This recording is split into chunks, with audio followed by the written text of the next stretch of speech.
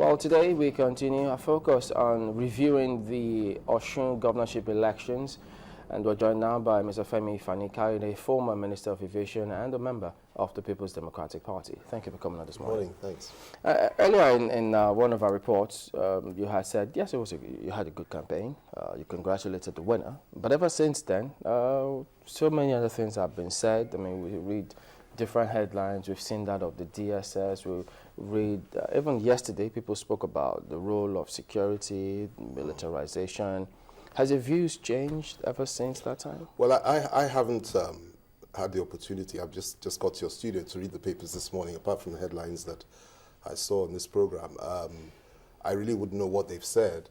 But of course, anybody's free to say anything they want to say. For me, I was there, I participated, I supported and campaigned for our candidate, and I was actively involved for almost 14, 15 days prior to the election. And I was there throughout, and we worked extremely hard. And I saw what was on the ground, and I believe that it was an election that was credible. It was a hard-fought election, and there has to be a winner and a loser in every situation.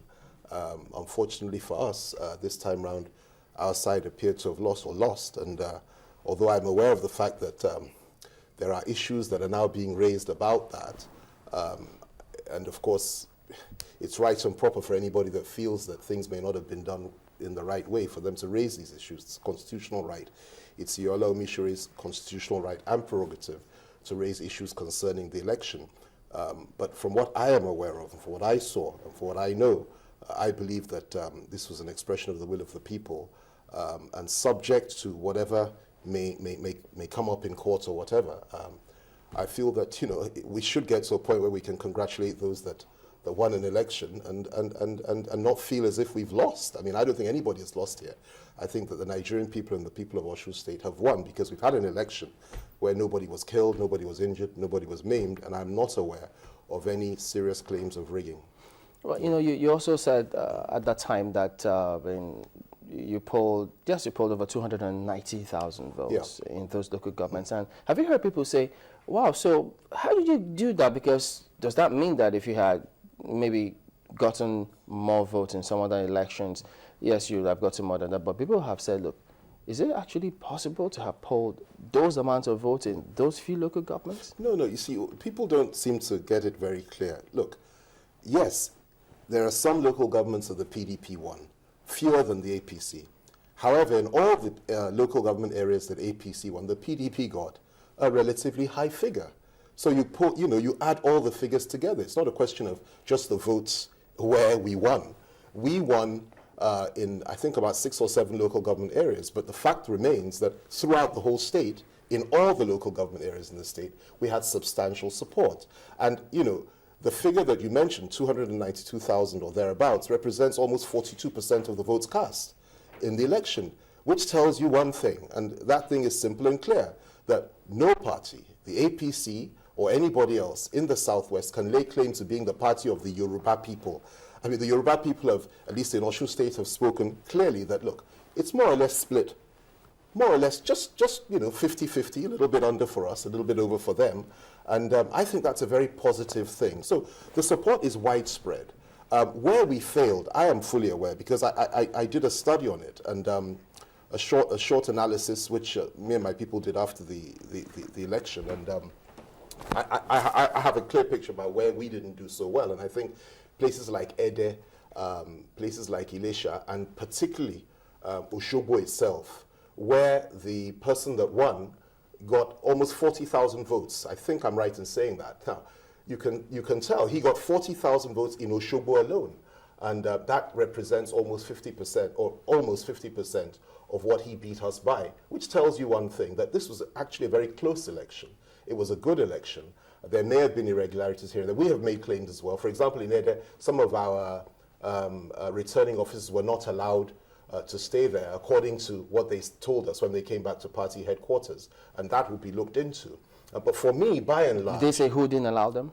They may claim that the INEC officials did not allow them to do their job as returning officers. They laid claim to the fact that they were asked for letters, representation letters, and things like that. And when they didn't produce the letters from the parties, they were not allowed to remain at the polling units. Now, that's a claim, that's an allegation. It needs to be substantiated. It needs to, and you know, I wasn't there, but of course, these are our party people that have said this, and I take that very, very seriously. But having said that, for me, by and large, this was a good election. It was a credible election. There has to be a winner. There has to be a loser. I'm glad at the fact that it wasn't just me that congratulated Ogbeni Aregbesola. The president did the same thing. The party chairman did the same thing. A number of others did the same thing. PDP ministers like Musili Obanikoro, my good friend, did the same thing. And I think that's the way to go in such matters. However, having said that, I should add, if there are issues that the state PDP have seen that none of us have seen or are aware of, which, you know, compels them or makes them feel that they need to go to court on the issue, it's their rights and their prerogative. If Aregbesola hadn't gone to court over the 2007 election and remained in court for 3.5 years, he wouldn't have been governor today. So I wouldn't want to say for 1 minute that Omisore or anybody else of the party leadership in Osun State does not have the right to go to court. I was going to ask you about the INEC officials requesting for those documents from your party officials. That was INEC doing their job, right? Well, I'm not sure whether part of INEC's job is to ask for a letter of representation from a polling agent. I'm not sure. According to our people, that is not a requirement, and that was where there was a dispute.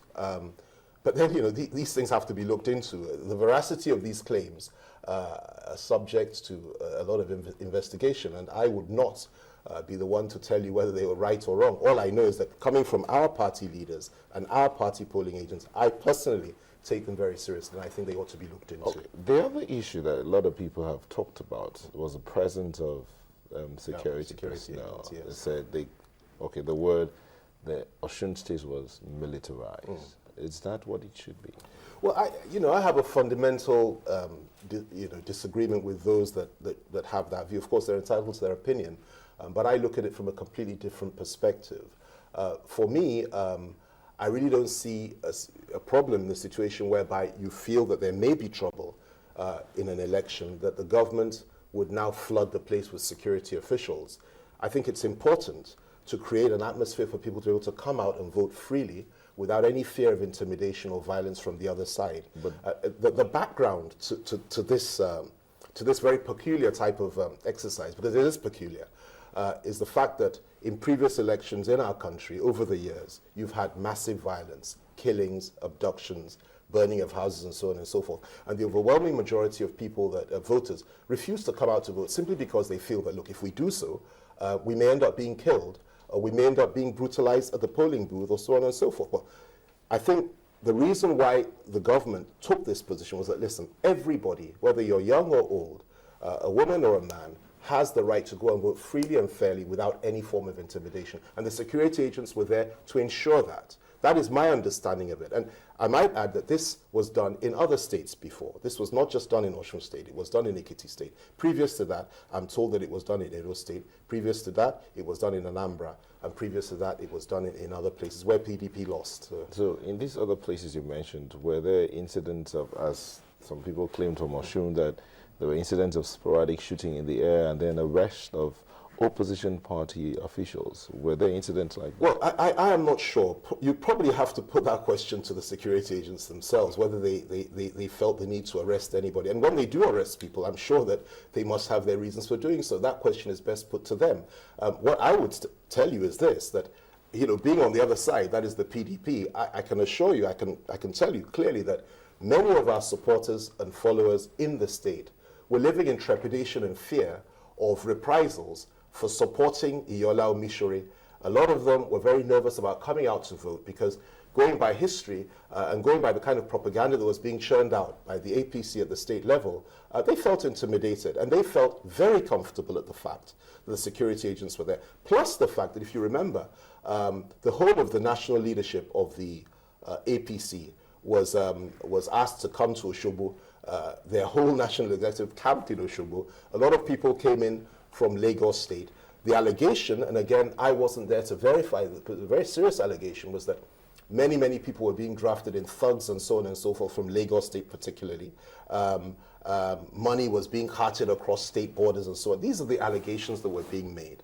And my understanding is the security agents were there to ensure that if this was going on, such people, these this army that was drafted in, allegedly so, was not allowed to inflict any violence on our people, and also to keep the various factions, if you like, apart. And I think that's important. Now, if you allege that this was done for some sinister motive, then surely they could have done a lot better to ensure that the PDP won. This was not the case.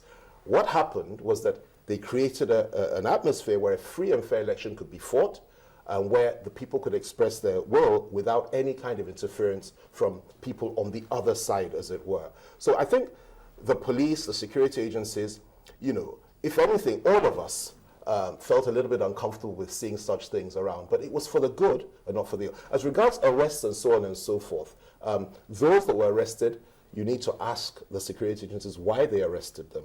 But I am firmly of the view that the security agencies were doing their job simply because they needed to ensure that nobody, particularly those from outside the state, did not come in to come and create mischief. You know, some would argue that people like Obanikuru was in Osun State campaigning. Well, he was there, so was the president, so was the VP, and so many other people within our party. But they were there, but they left prior to the election, a couple of days before. They left Osun State. On the other side, their national executive members, their key figures, their godfathers, the owners of their party remained throughout the election. And a lot of their party supporters were also in the state. So I think that's what the security agencies were trying to do, to ensure a free and fair election and level playing field.